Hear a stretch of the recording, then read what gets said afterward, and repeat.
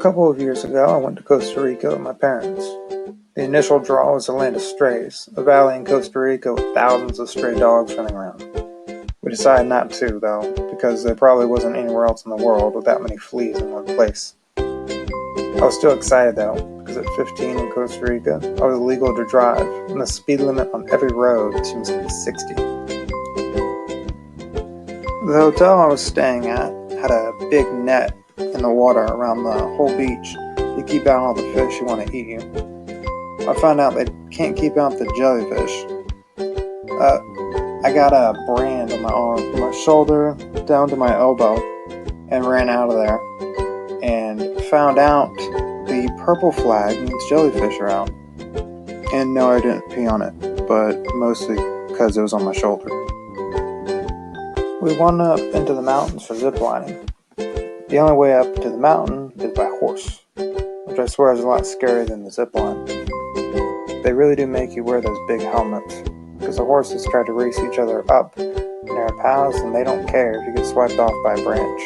The guys who own the horses assured me, though, that no one had been knocked off and fallen down the mountain for a while. Part of the tour is washing all the dirt from the trail off afterwards. They have a big concrete slide going down to a natural spring at the end. You have to wear a helmet on the slide so you don't get knocked down on turns. No way this would pass inspection in America. Somehow, when I got to the bottom, I had a hole in my leg that looked like a snake bite, if there's a one-tooth snake.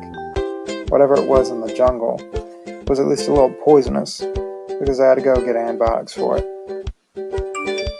We found a place to rent ATVs for the day. The trail took us through the jungle, to the beaches, and back towards the mountains. Found out ATVs have a terrible turning radius when I wound up in a ditch. At least it only took 2 people to drag the ATV out. We dropped them off at night. When we got back, several of the workers were walking around with rifles.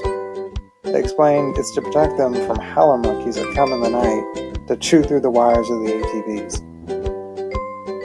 We rented golf carts for the day and drove around the peninsula. The golf course was crawling with iguanas and this weird raccoon thing that looks just like Swiper from Dora. Without getting into how, me and my dad were convinced by my mom it would be a good idea to drive the carts down to the beach and pick her up. Instead, we got stuck in the sand and spent hours pushing the carts back to the grass while the hotel had sent out people to look for us.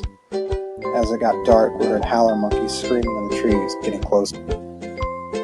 In conclusion, Costa Rica is beautiful, but it's also full of things that can bite you, poison you, or kill you. In fact, most of the activities for tourists can kill you.